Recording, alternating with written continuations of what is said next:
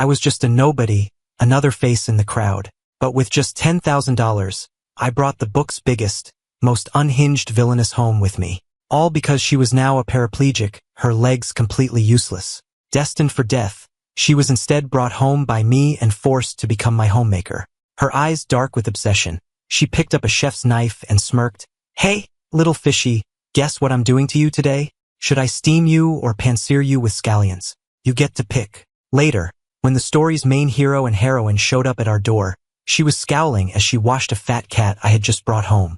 "All you do all day is bring home strays, and in the end, I'm the one who has to take care of them. What are you two here for?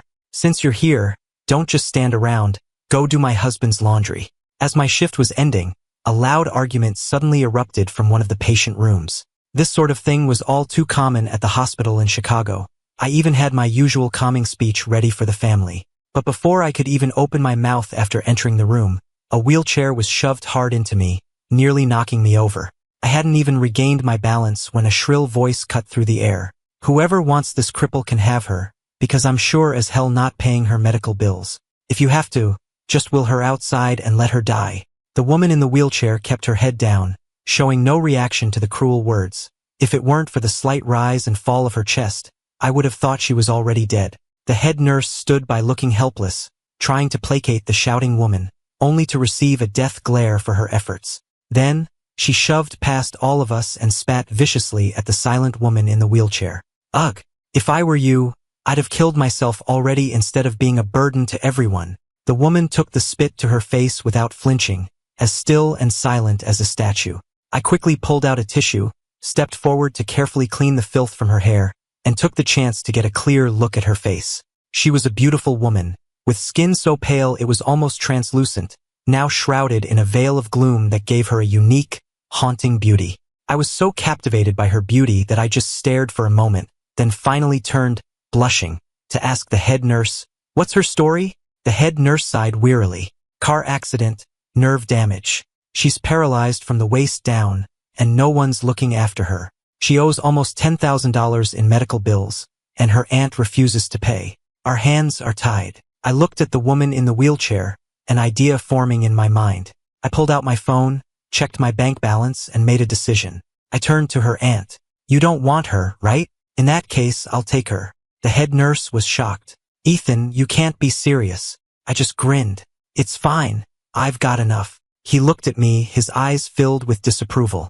"Ethan, there are so many patients in the world, you can't pay the bills for all of them. You just graduated, you need to take care of yourself first." The woman in the wheelchair stirred at his words. I just gave a confident toss of my head. "Don't worry, man. I know what I'm doing. Just this one." Her aunt heard me and snorted. "Never seen anyone so eager to take in a cripple. If you want to be a saint, be my guest. Just take her and never bother me again." With that, she turned and stormed off, practically running away before I could change my mind and hand the burden back to her. Looking at the woman in the wheelchair, I couldn't help but feel a wave of emotion. For the 20-odd years since I'd been reborn into the world of this book, I had lived diligently as a background character, carefully avoiding any plot points involving the hero and heroine. And yet, here I was, having just picked up the story's main villain. The once untouchable, prideful queen of the Vance family, now brought home by me for a mere $10,000. When we got back to my small apartment, she still wouldn't speak to me. The only sound was my own one-sided conversation. "What's your name? How old are you? Are you hungry? I can make you something to eat." She didn't answer, just stared down at her own lifeless legs without moving. Seeing this, I had no choice but to step forward and gently lift her chin, looking into her dull, clouded eyes and asking, enunciating every word. I said, "Are you hungry?" She seemed shocked that I would do that. Her pupils trembled slightly. After a moment, she finally answered, "Chloe, 27. Her voice was raspy, like a rusted gear, as if she hadn't spoken in ages. It took me a second to realize she was answering my earlier questions, but she still hadn't told me what she wanted to eat. "Okay, Chloe, if you're not going to tell me, I'll just make something I like. By the way, my name is Ethan. I'm 2 years younger than you." I used last night's leftovers to whip up a big pan of egg fried rice, dished it into 2 bowls, and offered one to her. Chloe didn't even lift a finger, just turned her head away. She wouldn't take it, so I just held it there. I don't know how much time passed, but my hand was shaking so badly I could barely hold the bowl when she finally reached out, took it, and set it on the table. But she still wouldn't eat, just sat there silently with her head down. I was starting to get angry too. Who are you trying to spite? Are you a child? Fine, you don't want to eat? Then I won't eat either. We can starve together. She snapped her head up, shot me a quick glance, and then looked down again. In that one look, I saw confusion, shock, and surprise, but not a shred of trust. I meant what I said. I dragged my exhausted body, sore from 2 days of overtime, and sat with her deep into the night. Just as my stomach started to churn with acid, the statue before me finally moved. She licked her chapped lips and spoke in that same hoarse voice. Can you get me a glass of water? I stood up, my body swaying unsteadily for a second. Once I was stable, I shook my head clear and looked down at her. If you drink this water, you have to eat your food. Understand? She gave an almost imperceptible nod. Only then did I go boil some water and brought it to her with a straw. After she finished the water, she slowly began to eat the greasy, cold fried rice. She kept glancing at me as she ate, and when she saw I wasn't eating, she actually stopped. Right then, she didn't look like a ruthless villainess, but more like an insecure, homeless kitten that had just been taken in. I sighed, took her bowl, dumped the rice back in the pan, threw in some shredded pork, and stir-fried it for a minute before giving it back to her. There, eat up, I'm eating too. Chloe held her bowl and carefully pushed half of the pork from her rice into my bowl. When I looked up, she quickly lowered her head, pretending nothing had happened. This woman was so difficult. When it was time for bed, I moved to help her change and lift her onto the bed. It was nothing for me. I did this for all my patients with mobility issues. But she clung to the armrests of her wheelchair, her face bright red, refusing to let me touch her. Get out. Just get out. I can do it myself. I just stood there with my arms crossed, not moving, just watching her. She looked like she was about to combust under my gaze. After a long moment, she looked up, her eyes glistening with unshed tears, her voice pleading, "Please, just go outside. I've always had a weakness for puppy dog eyes." I sighed, turned, and closed the door. From inside, I heard harsh scraping sounds and the rustle of fabric. Then there was a heavy thud, the unmistakable sound of a body hitting the floor. Before my hand could even touch the doorknob, her voice came from inside, choked with tears. "Don't come in. Let me do it myself." Hearing that, I had to back away from the door, but I listened intently to every sound from within. After what felt like an eternity, she finally called out in a strained voice, "Okay, you can come in now." The moment I opened the door, I saw the chaos. Clothes were strewn everywhere, and the wheelchair was tipped over on its side. Chloe was curled into a ball on my small bed, her bare back covered in a sheen of cold sweat, trembling uncontrollably. I didn't say a word. I just walked over, pulled the covers over her, and then turned to tidy up the room. "What do you want to eat tomorrow?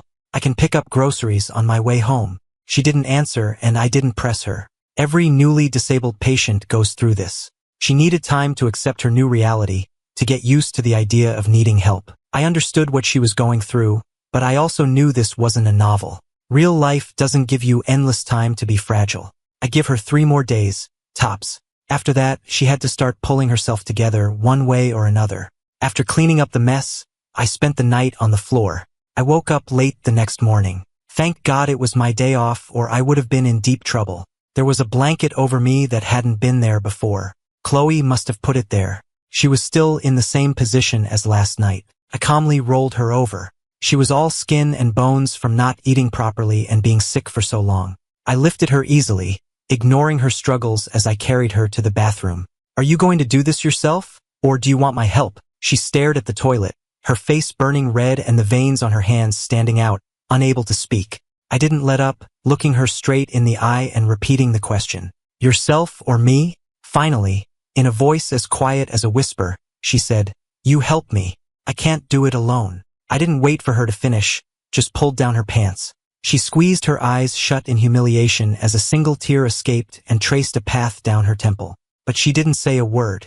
We got through the morning without any incident. Chloe was still withdrawn, but she was at least starting to ask for help when she needed it. The thing that worried me most was her self-destructive streak. More than once, I caught her secretly holding a small knife to her own throat, only to be interrupted by me just as she seemed to gather her resolve. I kept finding the knife no matter how she hid it. The last time it fell out of a pile of laundry. I calmly tossed the knife in the trash, and that's when Chloe finally broke. Don't I even have the right to die anymore? The veins stood out on her neck as she screamed, her voice cracking with anguish until she was just leaning weakly in her chair, gasping for air. Seeing her like that, my heart softened for a moment, but I quickly hardened it again. Chloe, I paid $10,000 for your life. You don't have the right to throw it away. Suicide, self-harm, giving up. Besides things that only hurt the people who care about you and make your enemies happy, what else is there? She closed her eyes and forced the words through her teeth. I don't have anyone who cares. Am I not? I saved your life, didn't I? She fell silent, letting tears stream down her face without a sound. Why did you save me? What am I to you? I didn't answer her directly. Instead, I just started talking. I'm an orphan, the kind whose entire family is gone. I grew up relying on the kindness of strangers. In middle school, I got sick. It wasn't anything serious, but the medicine cost a lot. I only had $20 to my name, not nearly enough, and there was no one to help me. My voice was calm, as if I were telling someone else's story. All I could do was curl up in my bed and pray I wouldn't die. And I promised myself then that if I made it, if I ever met someone in the same hopeless situation, I would save them. I wouldn't let them suffer that same despair, just waiting to die. As I said this, I knelt down and gently rested my head on her unfeeling lap. My voice was barely a whisper. So please, for my sake, just try to live. Chloe didn't say anything, but her hand unconsciously tightened its grip on my sleeve. After that day, she never tried to kill herself again. I had to work during the day, which meant Chloe was left alone at home. I had to prepare her meals, set up a bedpan for her, and meticulously hide every knife in the apartment before I could leave for my shift. After work, it was another round of cooking, laundry, and helping her wash up. Most nights, I was so exhausted I'd fall asleep the moment my head hit the pillow. Chloe was still as quiet as ever, but she started helping out with small things she could manage from her chair. Then one day, I came home from work and didn't see her in the living room. Chloe? Chloe. I called her name, searching all the way to the bedroom, but she was nowhere to be seen. Panic set in, and in my rush, I tripped over my own feet and went down hard. The noise must have alerted her, because she came wheeling out of the kitchen in a hurry, smelling of cooking oil and holding a spatula. What happened? Are you okay? I used her legs to push myself up from the floor, brushing myself off. I was calling for you and you didn't answer. I got worried. She looked at me with a hint of exasperation, a flicker of life in her eyes. I was in the kitchen. The exhaust fan was so loud I didn't hear you. Oh. Seeing I was okay, Chloe wheeled herself back to the kitchen. Dinner's almost ready. By the way, can you hang up the laundry? I can't reach the drying rack. Yeah, okay. I ate dinner with a strange mix of emotions. It was the first time Chloe had ever cooked for me. The woman across from me said nonchalantly, her expression unreadable, I'll do the cooking from now on. You should rest when you get home from work. I nodded. It wasn't until I was standing at the sink washing dishes that it hit me. She had said, at home. Chloe was starting to see me as family. A major victory for Ethan Hayes. The next morning, I got up early to buy groceries before she woke up. Chloe, I'm craving barbecue ribs. For the first time, she looked a little embarrassed. I don't know how to make them. Seeing my chance, I grinned and handed her a smartphone. Then look up a recipe. I got you a SIM card and I also added my contact on iMessage, so just call if you need anything. She took it, murmuring, okay. Just as I was about to leave, she suddenly called out, hey, remember to pick up some soy sauce on your way home. We're almost out. Got it, got it. From that day on, Chloe's daily thoughts shifted from how to kill herself to what to cook for dinner and what soup to make the next day. Our iMessage history became a constant stream of her asking what I wanted to eat and reminding me not to forget to buy meat. I watched as she transformed from a dark, brooding villainess into a domestic housewife. But the healthy color returning to her cheeks told me that, at the very least, she wasn't unhappy with her new life. Over dinner that night, while sipping the soup she'd made, I asked casually, have you ever thought about trying to walk again? A senior colleague of mine is a top-tier physical therapist. She's coming to Chicago soon, maybe you could. Before I could finish, she slammed her fork down, her face cold. I'm finished. I was left speechless, watching her angrily wheel herself away. I followed her into the bedroom and stopped her chair. Your injury is still recent, I pleaded. If you work hard, there's a chance you could walk again. Can't we just try? She looked at me, her eyes welling up with tears, and a bitter smile twisted her lips. So you're tired of me being a cripple too? You want to get rid of me now? Is that it? I was stunned. I had no idea how she'd twisted my words into that. That's not what I meant. It's exactly what you meant. You think I'm useless. If that's how you feel, why didn't you just let me die back then? Seeing her lash out like this, my own expression hardened. Chloe, do you have any idea what you're saying? She didn't answer, just glared at me defiantly, letting the tears stream down her face. We were at a stalemate for a long time, and suddenly I just felt tired. If that's what you want to believe, there's nothing I can do. I'm human too, and I'm exhausted after a long shift. I'm going to bed. And just like that, we started giving each other the silent treatment. Life went on as usual. I went to work, she cooked the meals. We just stopped speaking to each other. Sometimes we'd go 3 days without saying a single word. The little bit of weight Chloe had managed to gain melted away again. She started staring at knives again. At night, she'd wake up from nightmares, thrashing and silent. We had never talked about her past, and with her shutting me out, I was powerless. I was already exhausted from my job, and coming home to her stony silence was infuriating, but I had no one to vent to. A loud crash, followed by the sound of shattering porcelain, was too loud for me to ignore. I rushed into the bedroom to find Chloe on the floor, her face a mask of pain. Shattered plates and bowls lay around her, and a shard of ceramic had cut her cheek. My head started to throb. As I helped her up, she suddenly threw her arms around me and held on tight. Chloe clung to me with all her strength, pinning me in place. What is this? Weren't you just giving me the silent treatment? My tone was harsh, but Chloe's eyes filled with tears. For a master villain, she sure could cry a lot. She leaned against me, her voice softening. Don't leave me. I'll be good. When did I ever say I was going to leave you? She didn't answer, just buried her face deeper into my neck. You know, you're all I have. It was true. We only had each other. An orphan reborn into a world not my own, and a disabled villainess cast out by everyone she knew. In this world, who else could we possibly rely on? At that thought, my stone-cold heart melted. I patted her on the back as we both tumbled onto the bed. It's okay.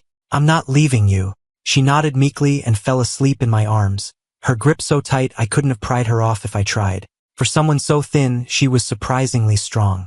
After we cleared the air, her mood improved dramatically. Her eyes dark with obsession. She picked up a chef's knife and smirked. Hey, little fishy, guess what I'm doing to you today? Should I steam you or pan-sear you with scallions? You get to pick. I put on a high-pitched voice from the sidelines. Ooh, I want to be pan-seared with scallions. It would be delicious with a side of fish tacos. Chloe looked up at me with a long-suffering sigh and brought the knife down, cleanly chopping off the fish's head. In the original story, the dark villainess, Chloe, had killed the hero's mother. After her accident, she was supposed to be used as a human shield by the hero, dying to atone for her crimes. But now, here she was, wearing an apron and staring coldly at the meat I'd brought home. This isn't even fresh, you know that? I rubbed my nose sheepishly. I got held up at work.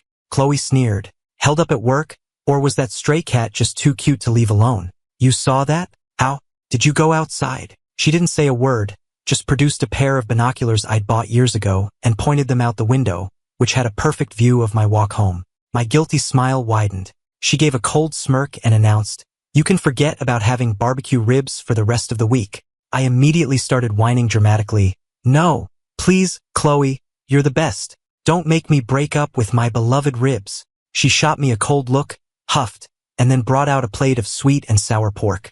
Okay, I can break up with barbecue ribs. Sweet and sour pork? Will you marry me? My mood shifted on a dime. Chloe watched me with an amused expression, her once dead eyes now sparkling with life. By the window, the little plant I'd brought home had quietly sprouted a new leaf, swaying gently in the breeze. Felt like life itself. A torrential downpour started just as I was getting off my night shift. I stood at the hospital entrance, staring worriedly at the sheets of rain. I couldn't get a cab, and there was no way I could ride my scooter home in this. Just as I was debating making a run for it, a car horn beeped. I looked up to see one of the doctors from my department waving at me from her car. She yelled, "Ethan, get in. I'll give you a ride." Thanks. I threw my bag over my head and dashed through the rain, and she pulled me into the passenger seat. Man, this rain is insane. I don't know how I would have gotten home without you.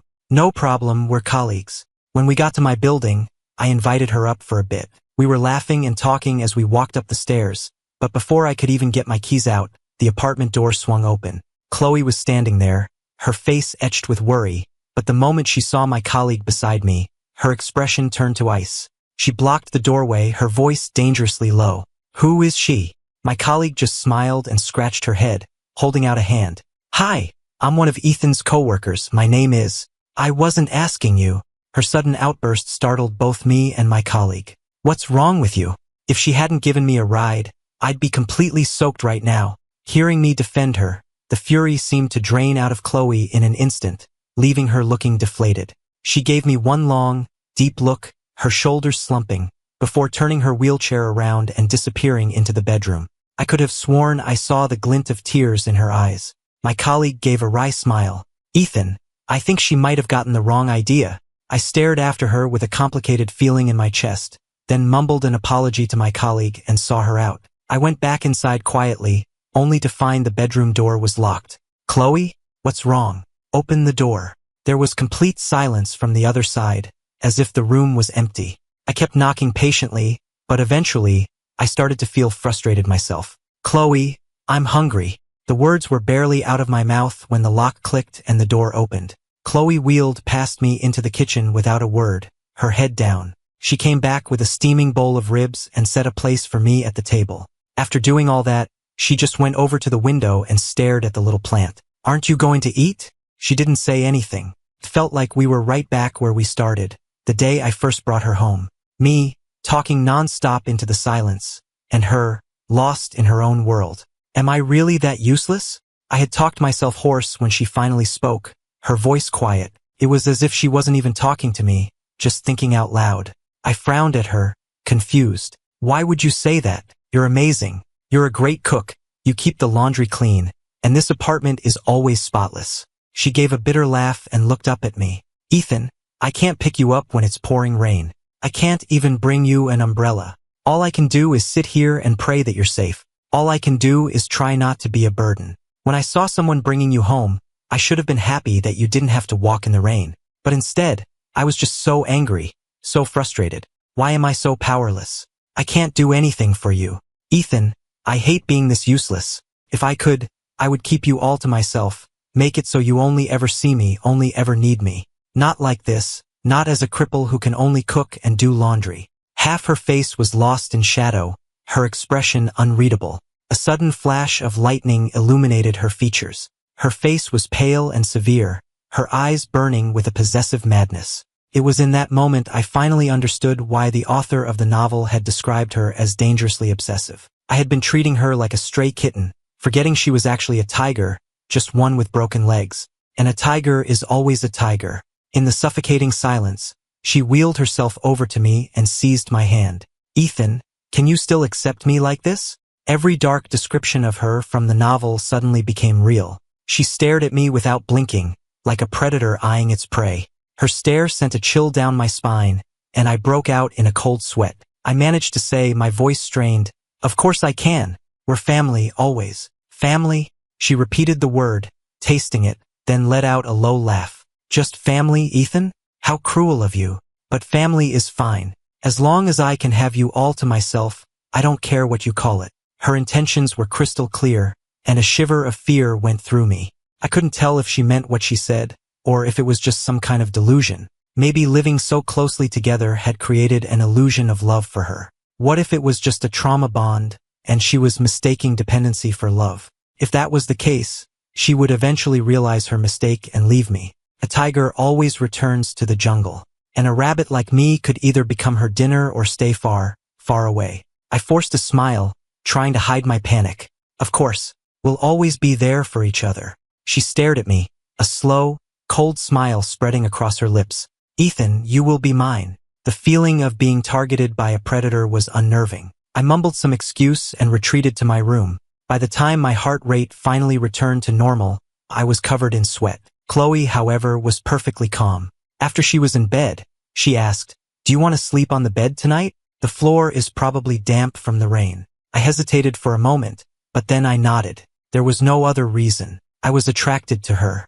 Chloe took off her shirt, revealing her pale skin. She leaned against me slightly and asked, "Is this okay?"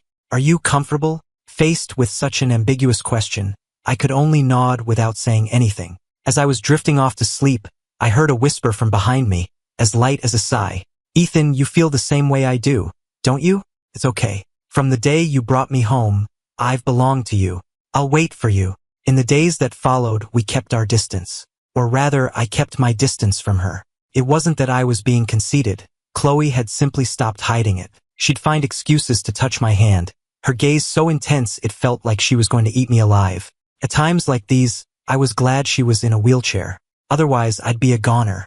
We managed to get through the next few days without incident. Then, one evening when I came home from work, the apartment was pitch black. My phone was dead, so I had to feel my way through the darkness, searching for the light switch.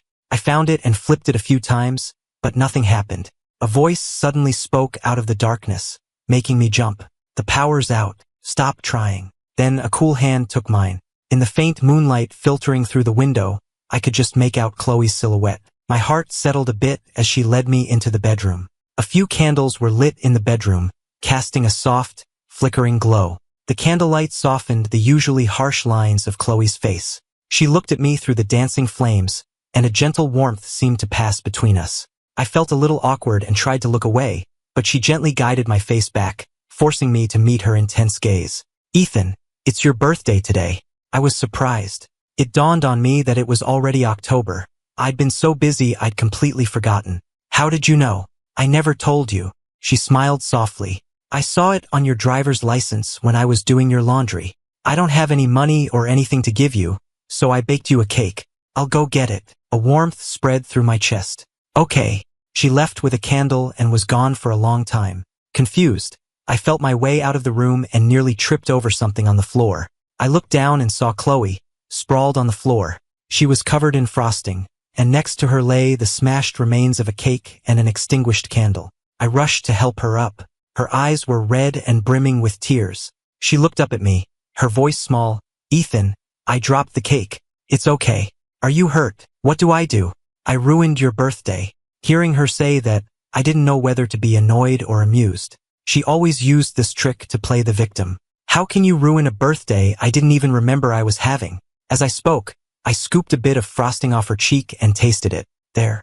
I've had my cake and gotten my present. She was taken aback by my gesture, and I could see her blushing even in the dim moonlight. Wow, what present? I smiled and gently ruffled her hair. You're my gift. The most beautiful miracle fate ever sent me. Chloe's head snapped up, her eyes shining as she looked at me, all her previous fierceness gone. So, you have feelings for me too, don't you?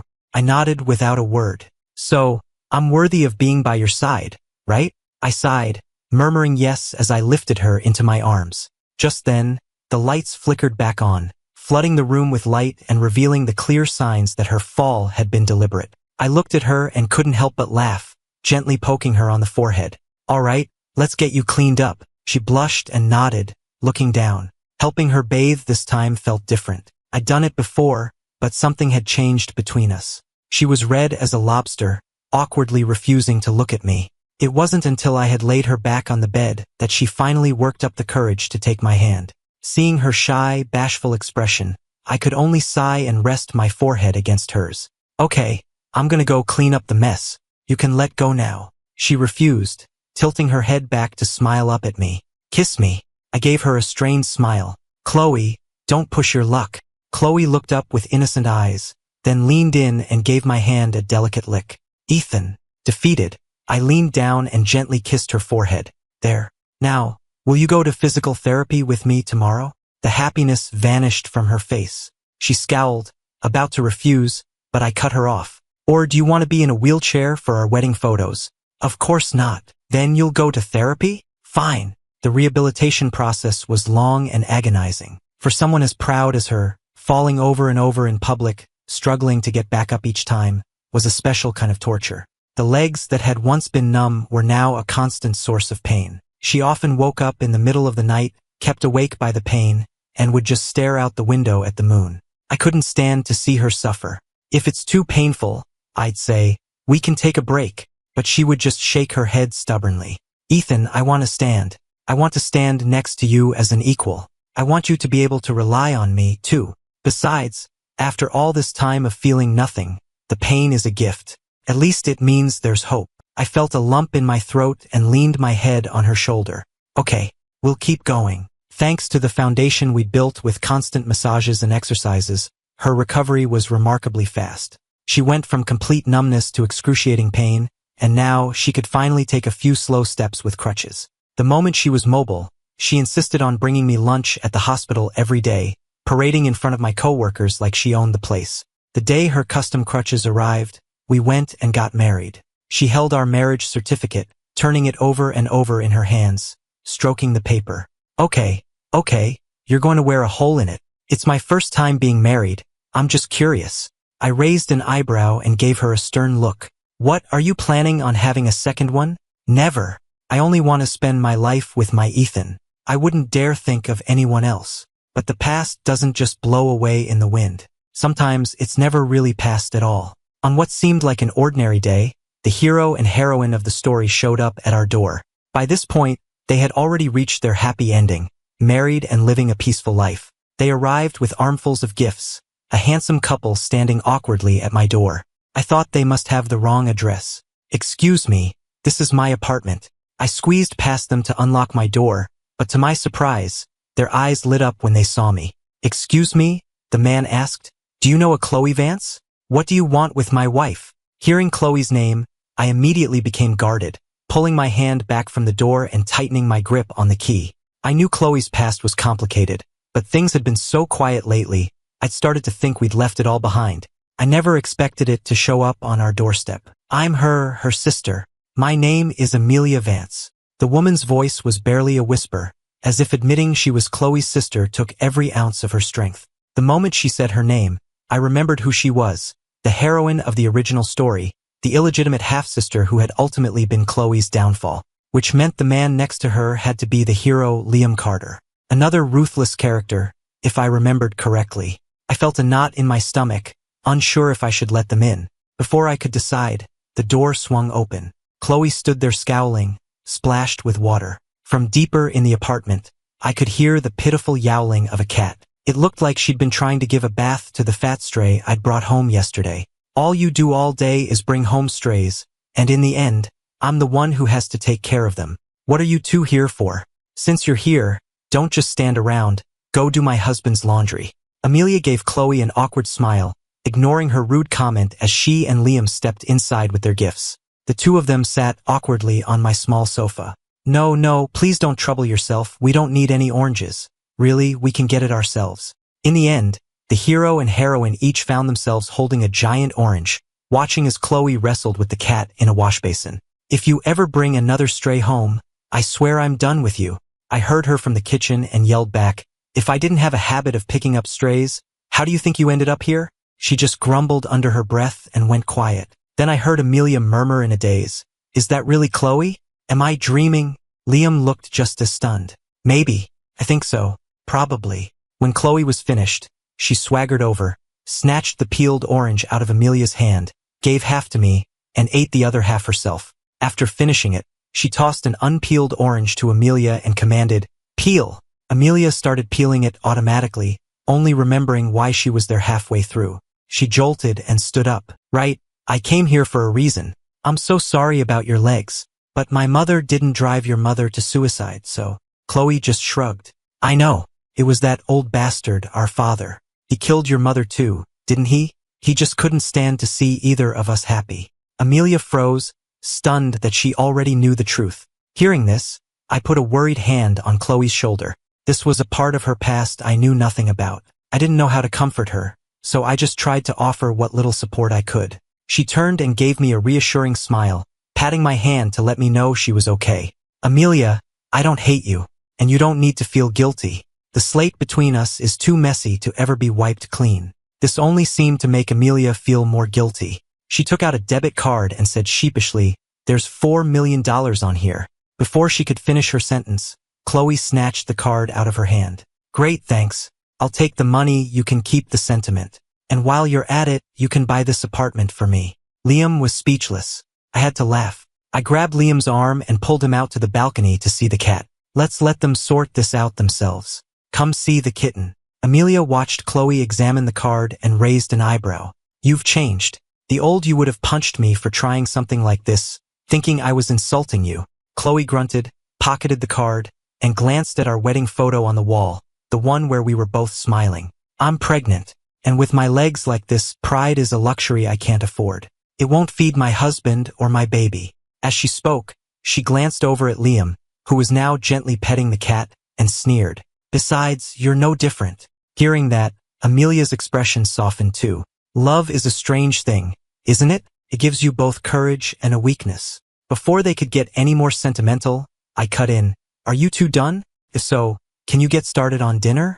Are you trying to starve me? All right, I'm going. After dinner, as they were leaving, I enthusiastically packed them a bunch of homemade side dishes Chloe had made. Come back and visit any time. Chloe scowled and said, Our family of 3 is plenty. We don't have room for guests.